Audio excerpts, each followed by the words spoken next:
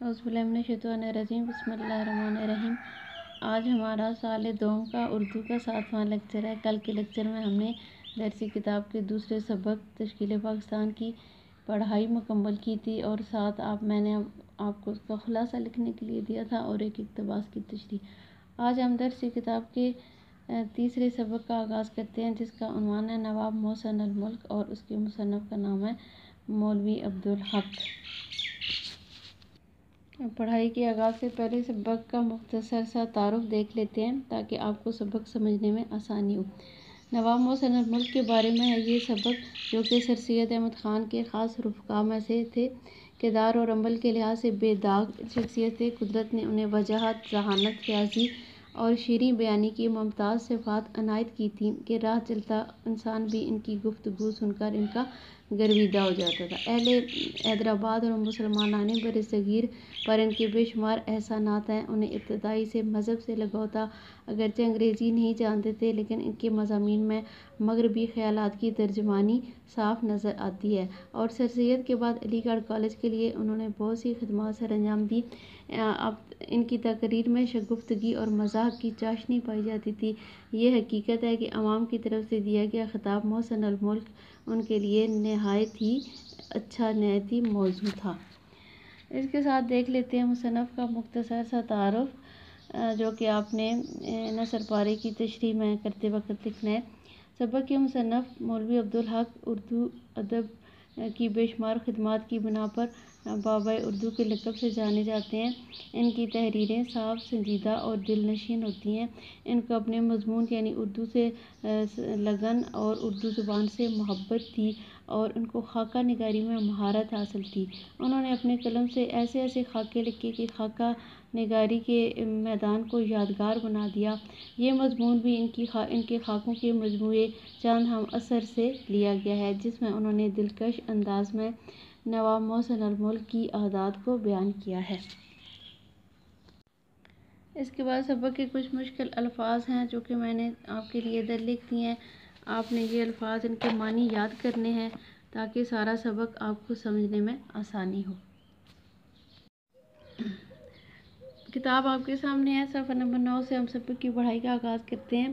سبق کے آغاز میں ہی مصنف نے ذکر کیا ہے کہ اللہ تعالیٰ نے ہر انسان کو کوئی نہ کوئی خوبی عطا کی ہوتی ہے، مگر نواب محسن الملک کو اللہ تعالیٰ نے ایک خوبی نہیں بلکہ بہت سی خوبیاں عطا کی تھیں، جو کہ ان کو ایک ممتاز اور نمایاں شخصیت بناتی تھی۔ آگے چل کر انہوں نے ان کی بہت ساری خوبیوں کا ذکر کیا ہے۔ خاص طور پہ انہوں نے بات شروع میں یہ دی ہے کہ جب بچہ پیدا ہوتا ہے تو اس کا جو نام ہوتا ہے وہ ویسے ہی رکھ دیا جاتا ہے۔ اس میں یہ کوئی عمل دخل نہیں ہوتا کہ اس بچے کی عادات ایسی ہیں، لیکن وہ کہتے ہیں کہ ان کا نام جو تھا محسن، وہ حقیقتاً جو تھے وہ ملک کے محسن تھے، اور محسن الملک کا خطاب جو انہیں دیا گیا تھا وہ حقیقتاً ان پہ فٹ آتا تھا، کیونکہ وہ واقعی قوم کے اور ملک کے بہت بڑے محسن تھے۔ پھر آگے چل کے مصنف نے ان کے لیے پارس کا لفظ استعمال کیا۔ پارس اب ایک تلمیح آگے کی ایک ایسا پتھر جو کہ لوہے سے جب ٹکرائے تو وہ لوہا سونے کا بن جاتا ہے۔ تو یہاں پہ ان کی شخصیت کو پارس کہنے کا مصنف کا مقصد یہ ہے کہ ان کی شخصیت اتنی دلکش، اتنی دل نشین تھی کہ جو ان سے ملتا تھا ان کے جیسی خوبیاں اپنانے کی کوشش کرتا تھا۔ پھر آگے چل کے ان کی اور بھی بہت ساری خوبیاں اسی پیرے میں کہ وہ کوئی بھی ناگوار کام بہت ہی خوش اسلوبی سے کرتے تھے، اور ان کے مخالف بھی ان کو دعائیں دیتے تھے۔ یہ ساری خوبیاں جب آپ تفصیل کے ساتھ بیان کریں گے تو ان کے ساتھ کچھ ایک دو حوالے میں آپ کو لکھوا دیتی ہوں، جو کہ تقریباً سارے سبق کی تشریح میں آپ کے کام آئیں گے۔ اس میں ایک شعر کا ایک مصرع ہے کہ تمہاری خوبیاں زندہ، تمہاری نیکیاں باقی، اور ایک اور مصرع ہے کہ ایسا کہاں سے لائیں کہ تجھ سا کہیں جسے، اور ایک اور ہے شعر کہ جگ میں جو کرتے ہیں اچھے اچھے کام، مر کے بھی رہتا ہے زندہ ان کا نام۔ ایک اور ان کے کردار کے حوالے سے شعر ہے، وہ بھی آپ کو حوالے میں کام آئے گا کہ کچھ اس طرح رہو کہ کریں لوگ آرزو، ایسا چلن چلو کہ زمانہ مثال دے۔ یہ 3-4 ایسے حوالے ہیں جو کہ پورے سبق میں، کیونکہ پورے سبق میں ان کی شخصیت کی خوبیاں بیان کی گئی ہیں، تو جہاں جہاں آپ ان کو ایکسپلین کرتے جائیں گے، یہ اس میں آپ حوالے دیتے جائیں گے۔ پھر اس کے علاوہ کوئی جو خاص خوبی ہے اس کے حوالے سے آپ نے خود بھی اچھی اچھی اس میں کوئی کوٹیشنز شامل کرنی ہے۔ صفحہ نمبر 17 پہ دیکھیں، ذکر ہے ان کی خوش اخلاقی کا ذکر ہے، تو اس کو بیان کرتے ہوئے آپ دیکھ سکتے ہیں کہ سنا ہے وہ بولے تو منہ سے پھول جھڑتے ہیں، ایسا ہے تو چلو ان سے بات کر کے دیکھتے ہیں۔ اس کے بعد آگے چلتے ہیں جی، صفحہ نمبر 18 پہ 2-3 چھوٹے چھوٹے پیراگراف ہیں جس میں ان کی بہت ہی اچھی ان کی خوبیاں بیان کی گئی ہیں، اور وہاں پہ بھی آپ نے اسی انداز میں اس کی تشریح کرتے ہوئے جانا ہے۔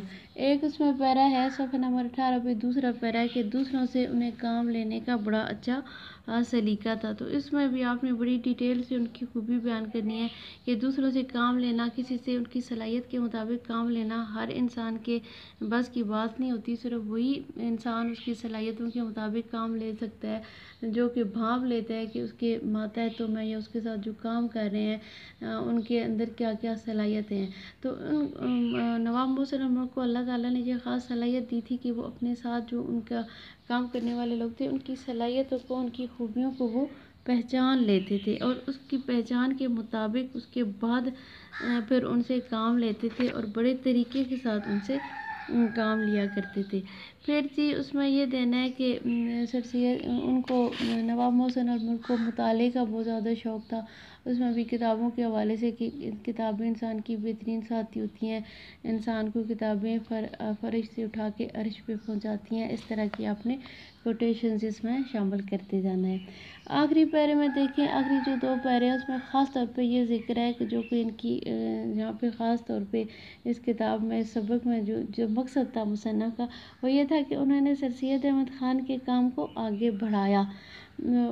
سر سید احمد خان کی وفات کے سے پہلے بھی وہ ان کے ساتھ تھے، اور جب وہ فوت ہوئے تو انہوں نے علی گڑھ کالج کے لیے انہوں نے بہت زیادہ کام کیا۔ تو یہاں پہ مصنف کہتے ہیں کہ انہوں نے سر سید کے بعد محسن الملک نے ان کے کام کو جس خوبی سے نبھایا، یہ انہی کا کام تھا، یہ انہی کو یہ کام جچتا تھا، کیونکہ وہی سر سید احمد خان کی فطرت کو ویسے سمجھتے تھے کہ جیسے کہ سب نے کہا کہ، تو وہ کہتے ہیں کہ ان کے سر سید احمد خان کے کام کو انہوں نے ایک طرح سے یادگار بنا دیا تھا۔ اور یہاں پہ پھر آپ یہ شعر دے سکتے ہیں کہ کچھ اس طرح رہو کہ کرے لوگ آرزو، ایسا چلن چلو کہ زمانہ مثال دے، اور پھر وہ کہ دنیا میں جو کرتے ہیں اچھے اچھے کام، مر کے بھی رہتا ہے زندہ ان کا نام۔ یہ سارا سبق میں نے ڈیٹیل سے اس لیے نہیں پڑھایا کیونکہ اس میں ان کی شخصیت کی خوبیاں ہیں، اوپر میں نے آپ کو حوالے دے دیے ہیں ان کے، اگر اس میں سے کوئی پیرا آ گیا، اقتباس کی اگر تشریح آ گئی تو آپ نے وہ خوبیاں بیان کر کے ان کی ساتھ ساتھ وہ جو 3-4 حوالے ہیں وہ دیکھے، اور اس طرح سے آپ کا یہ سوال مکمل ہو جائے گا۔ کافی بار آپ نے اس سبق کا خلاصہ لکھنا ہے، اور اس کی مشق کا سوال نمبر 6 ہے جس میں 2 اقتباسات کی تشریح ہے، الف اور بے جز بنے ہوئے ہیں، ان کی آپ نے تشریح کرنی ہے، صاحب کو سبق کے حوالے سے تشریح وہ اپنے رجسٹر پہ لکھ لینی ہے۔ آج کے لیے اتنا ہی، کل اگلے سبق کو ہم پڑھیں گے، تب تک کے لیے اللہ حافظ، دعاؤں میں یاد رکھیے گا۔